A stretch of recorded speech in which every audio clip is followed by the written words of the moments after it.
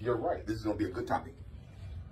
We got 2 ways how childhood trauma affects your relationships today.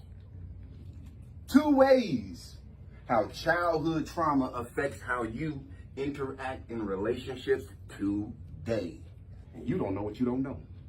Word of the day is trauma. Trauma is an emotional response to terrible events, often resulting in lasting mental and physical effects. Trauma is an emotional response to terrible events, often resulting in lasting mental and physical effects. Saying of the day, do you want to be really attractive? That's the saying. It's a question. Do you want to be really attractive? Then the response is heal. Want to be really attractive? Heal.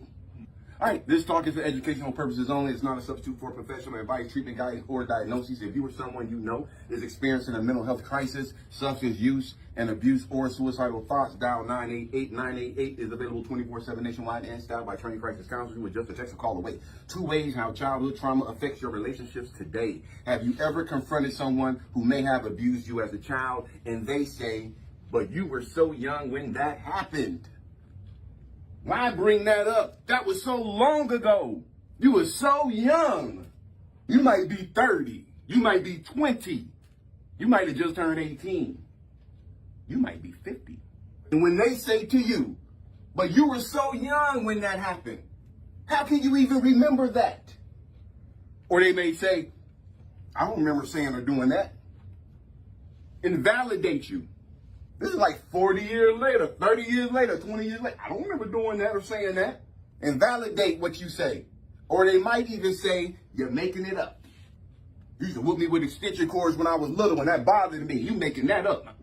Saying things like this cannot dismiss the fact that childhood trauma exists and you may have played a part in it. And even if you don't remember it, it still leaves an impact on you. So if you don't remember the trauma that you, say you got molested when you was 3, say you got molested when you was 5, you might have stuffed that information. You might have stuffed that information just to get over it. And every time it pops up in your head, you push it right back down. If it try to come up even a little bit, you push it right back down. No, I ain't dealing with that. And try to forget about it. But you hear what I'm saying? But if it keep coming up, it's trying to get healed. I'm gonna use myself as an example because the only reason I use myself as an example, I used to be ashamed, man, that I got molested when I was a kid. When I was 3 and 4 years old. Bro, I was ashamed of myself. I forgot all about it. We lived in Miami when I was a kid, when this was going on. We lived with my grandfather, actually, when this was going on. And the person who was babysitting us was molesting us. Wasn't my grandfather, was somebody he had in the house babysitting us. So I'm like 3 or 4. So I'm like 18 now, right? I'm in Ohio. I'm looking through my mom's box, man, trying to find my social security card, trying to find my birth certificate so I can go and get me a driver's license and a permit test and all that other stuff. I'm looking for that. And I come up and I find this picture. True story, bro.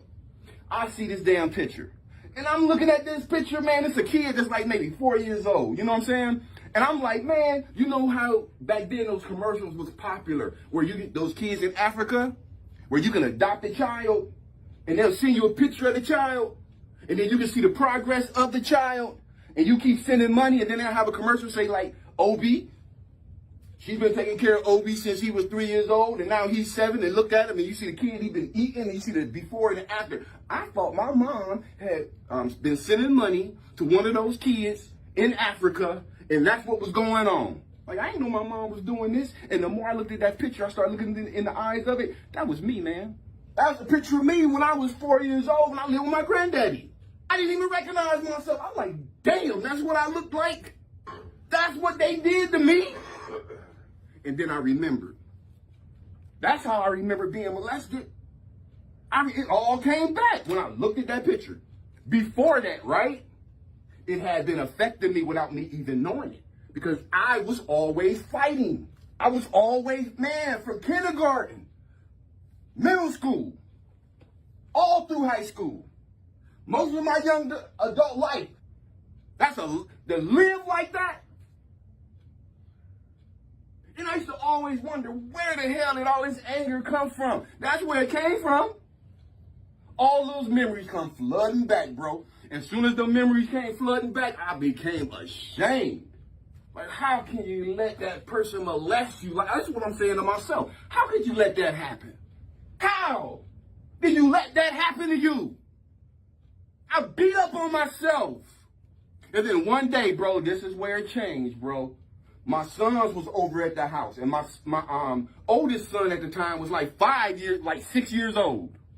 He was like 6 years old. And they were sitting in front of me, man, playing a video game. And I'm just sitting behind them, watching them play the video game, enjoying themselves. And I started looking at them, and my son was 6 years old. I said, hold up. When that happened to me, I had to be about 3 or 4. My son, who was 6, if that babysitter was trying to do the same thing to him, there was nothing at 6 years old he could have done. You got a person that's 18 or 19 that's molesting you. There ain't nothing a 6-year-old can do. You ain't gonna fight him. You ain't gonna reason with him. You're gonna do whatever an older adult who is in authority asks you to do. So if my son at 6 years old couldn't stop it, how could I stop it at 3 or 4? Putting it in perspective by looking at my own children. And when I looked at it like that, I felt ashamed of myself. I owed myself an apology, bro. Because I had to realize, man, at 4 years old, there was nothing you could do. I had to forgive myself. Not just forgive myself, but apologize to myself for making me feel bad for something I couldn't control. When I forgave myself over the molestation stuff, bro, it was like lifting a brick off of my chest. The first time I talked about it with another person, bro, it was like therapy. The first time I spoke about it during a lecture, after the lecture, about 2 or 3 dudes you wouldn't even imagine came up to me and said, bro, thank you for saying that, man. Because that happened to me and I felt the same way. That's the only reason I bring it up. That's the only reason I bring it that past up, because it don't affect me at this point. But if I can talk about it and help somebody who's stuck get out of that shell and become a whole person, because it's not your fault. And even if you don't remember it, it still leaves an impact on you. Childhood trauma can occur when a child witnesses, experiences overwhelming negative events. You watching your dad talk down to your mama, slap your mama, spit on your mama, and beat your mama. You watching your mama throw hot water on your daddy and grits on your daddy. You see them fighting all the time, disrespecting each other all the time, calling each other out. That's what you grew up in. You ever heard in the Bible how they say we born into sin? Oh, yeah. You know what I thought that meant? Do you know what I thought that meant? I thought that meant that no matter what, the minute you were born, you're a sinner. Right? I thought that the minute you were born, you become a sinner. That's not what that means. That means the minute you are born, you got a clean slate. But you are born and surrounded by sin. That's why a 4-year-old who ain't done nothing to nobody can get molested. That's why a baby that's 6 months old, almost a year old, can get molested and killed from it. Raped and killed. Because we born into a sinful world, bro. And whatever, you came into this world with a clean slate, and I guarantee you, by your negative experiences, life is going to change you. So for the rest of your life, your job is to get back to where you was with that clean slate. And not allow the world to change you. Born in a sin, yeah. You born perfect, no blemish, but you born in a sin. And it's going to change you. And if you ain't careful, what you think is good will be sin. And what you think is wrong will be healthy. This type of trauma falls into the category of personal trauma, which means trauma that happens between people and usually occurs in relationships with abuse, assault, neglect, violence, exploitation, and bullying. Wasn't looked after, wasn't taught to properly bathe. You had to get yourself ready for school. Nobody cared whether you got A's or B's or D's or F's. Which means trauma that happens between people and usually occurs in relationships with abuse, assault, neglect, violence, exploitation, and bullying. Can childhood trauma affect your life as an adult? The answer is yes. Research has shown that adverse childhood experiences are much more common than acknowledged and can have a severe impact on adult health even 50 years later. Childhood trauma experiences are common across the world. 2 ways how childhood trauma affects your relationships today. Number 1, it affects your decision making. Have you ever wondered why you always seem to make the wrong choice? Are you still feeling stuck, not knowing what to do, while everyone else around you is smoothly sailing forward? At least it looks like that. Research shows that those who experience significant trauma at a young age cannot correctly consider risk as adults. Experiencing extreme stress during early development. Experiencing extreme stress during early development has been shown to cause changes in the frontal areas of the brain associated with learning, decision making, and memory, causing interference with the networks that support thinking and learning. 2 ways childhood trauma affects your relationships today. Number 2, interaction with others and relationships. Childhood trauma can affect your interaction with other people and relationships because you learn how to love from your parents or the people who are around you when you were a child. And if you watch, come on, man, some people grew up watching their dad doting over their mom. Dad opened up the door for mommy. Dad come in the house, him and mommy playing. Some people grew up in that household. And that was common, to see their dad show their mama love and to see their mama show their daddy love. Whereas some other people grew up in a household where it was nothing but toxicity and confusion and fighting, disagreements, arguments, negativity, no trust, no loyalty, no support. And you grew up in that household. Loving can be hard, but it can be even harder if you suffered from distressing memories in your childhood. Loving someone can be hard, but it can be even harder if you suffered from distressing memories in your childhood. If you've experienced trauma during the first years of your life, then the odds are that you might look at and experience adult relationships in a certain way. Perhaps you don't feel safe all the time. Even when you're in a healthy relationship, you don't feel safe. Maybe you hesitate to open your heart or give your heart to anyone.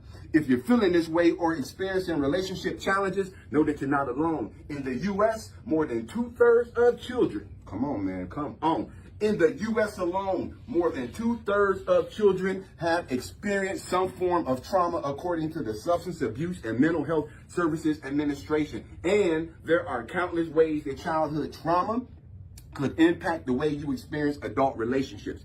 In early childhood, secure attachment develops within loving, nurturing, and stable relationships with your parents. On the other hand, when your childhood experiences are marked by abuse or neglect, your ability to form healthy attachments is disrupted, resulting in attachment injury, trust issues, and even poor mental health conditions.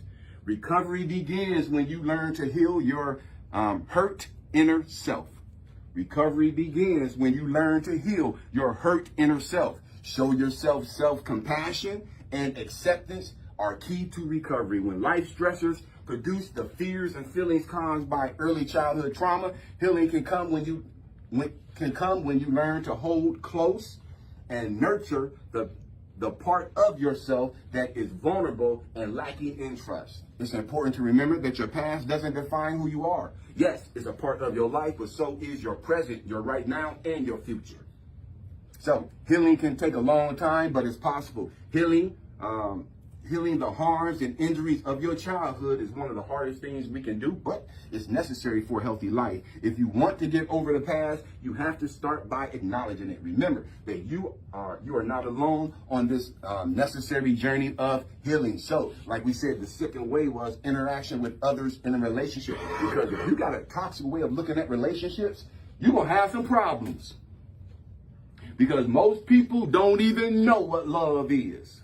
Come on, man. Do you know what love is? Because love is unconditional. Love is not people got these transactional relationships and they think that's love and they wonder why they're not happy or they wonder why they're not secured.